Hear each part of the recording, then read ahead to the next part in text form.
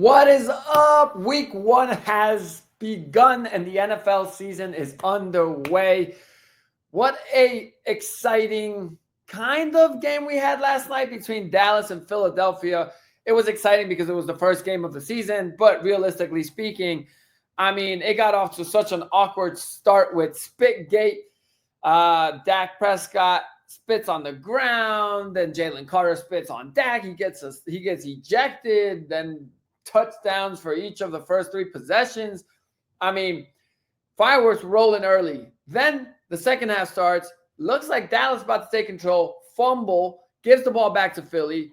Rain delay, which, by the way, I'm not complaining about the rain delay, but since when do we do like lightning delays in the NFL? Obviously, I know it's been going on for the past few seasons, but like when I was a kid, I don't remember that happening. And I don't, like, it's not like something happened, like some player died because of a lightning strike. So I'm just curious as to what caused this, because now we do this in football. And I feel like, games are played with lightning more often than we might have thought. And obviously this is something that the league is doing now. So that's just a curiosity thing for me. Again, I don't have an issue with it. The game still went on. It's not like with baseball where it's like, if it's past the 5th inning and there's a delay, then that's the final score.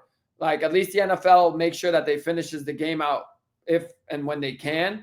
But I'm just curious, like, when did that start? I don't remember as a kid me ever really watching a game and having to stop watching it because there was a lightning delay or something like that. So I'm just interested. I don't know what caused that change or how long it's been going on for. But if anybody knows, let me know. But anyway, this lightning delay happens. The players then come back onto the field, 11:30 p.m. Eastern time, and nothing happened after that. It was just punt, CeeDee Lamb drop, punt, CeeDee Lamb drop, punt, CeeDee Lamb drop, and the game was over. And honestly, hey, we're going to look at our board right here with our lines for the week 1 slate. Take a look right here. The first one we had, obviously, is Dallas and Philadelphia.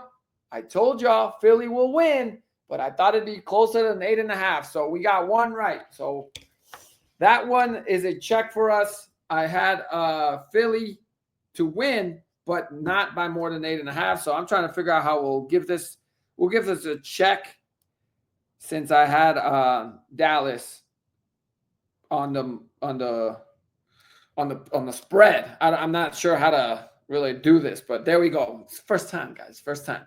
All right, so we start looking ahead tonight. Kansas City is in LA to take on the Chargers, but they're not in LA, actually. It's in Brazil. So neutral field, the Chargers hosting. It's supposed to be a home game for them.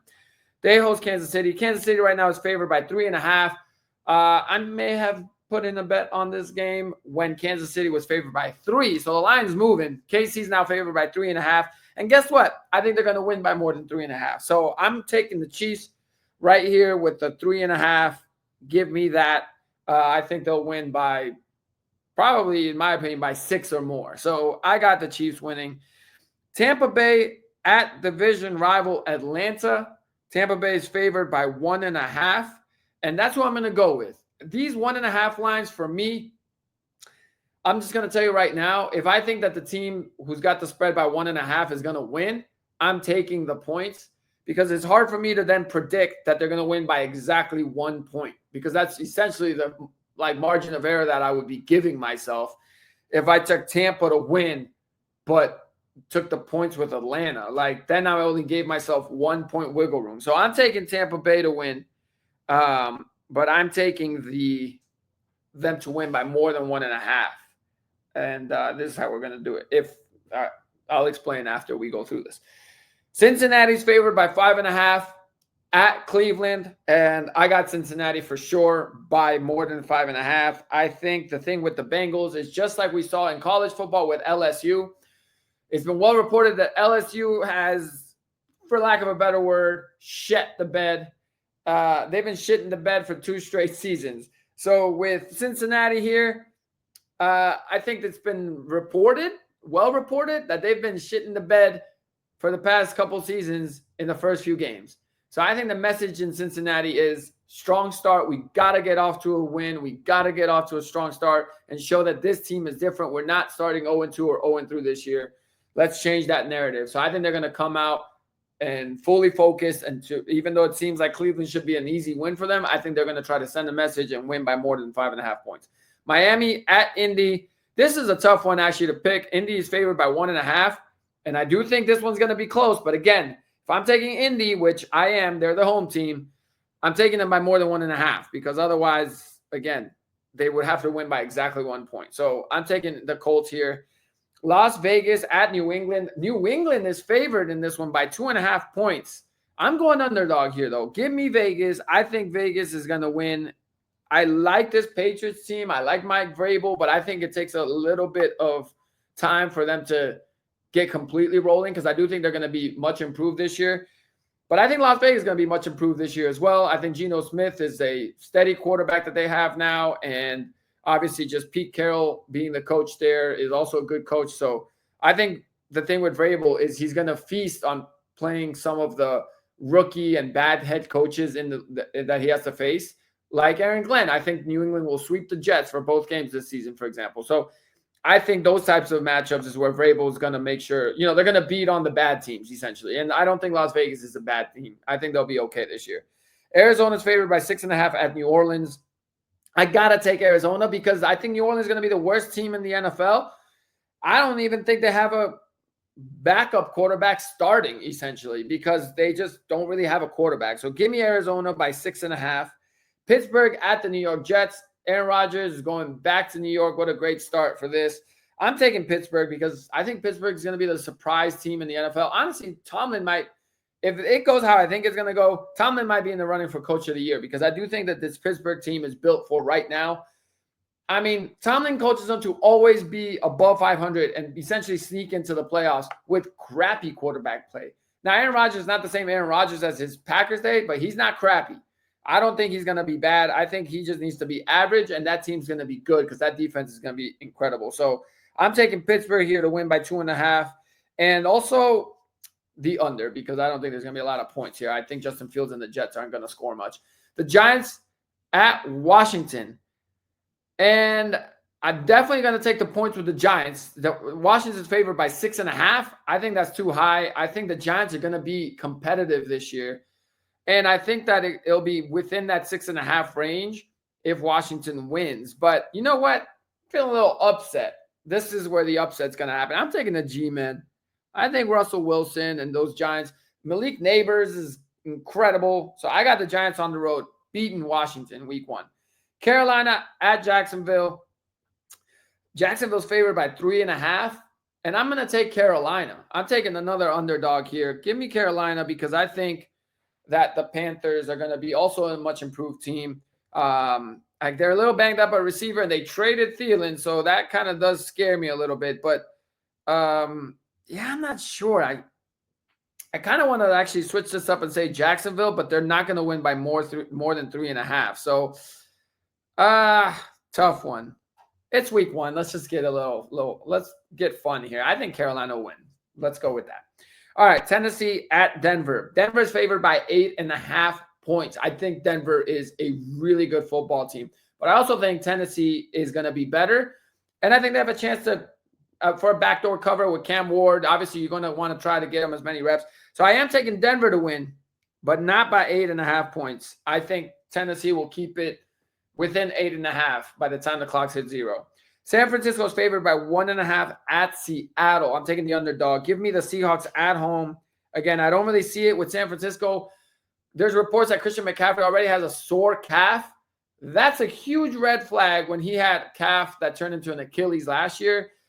So that's a big concern there for San Francisco. They don't even have Brandon Ayuk. So I'm taking Seattle at home. They draft well. They have a solid defense. Sam Darnold, I don't think is going to be a pumpkin. I think they'll be good. Detroit at Green Bay. Green Bay's favored by 1.5, and this is the hottest team that everybody's talking about. And they're forgetting that Detroit had 15 wins last year. I'm taking the Detroit Lions on the road. Give me the upset. Did they have 15 wins last year? 15 or 14? Either way, we'll check back on that. Houston at the LA Rams. Rams are favored by 3.5. Stafford is starting, and as long as he's starting, I think the Rams have a chance to be the one, if not the best team in the NFL. I think they got it all. So I'm taking the Rams by It's a tricky line there, 3.5. But you know what? I'm taking the Rams, but not by 3.5. I think it'll be close. I think they'll win by a field goal. So I'm giving myself 3 points there to wiggle room. I think it'll be close. Houston's pretty solid, got a good defense. So give me the Rams to win, but not by 3.5.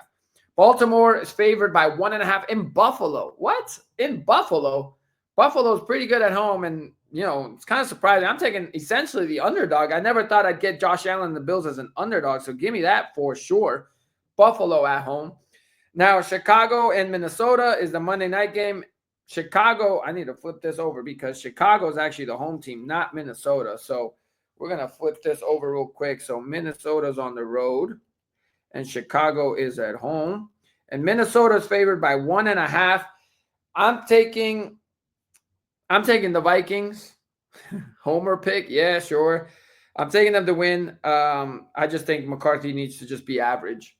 That's it. I mean, his stat line could look like 14 for 20, 190 yards passing, 1 touchdown, 1 interception. And I think the Vikings should win that game because I think that the Vikings defense is going to be great this season. And I just think that they just need to avoid mistakes. They should have a running game now. I think they just need to control time of possession. And I think Kevin O'Connell knows that. He's a good coach. I think that they'll take care of business.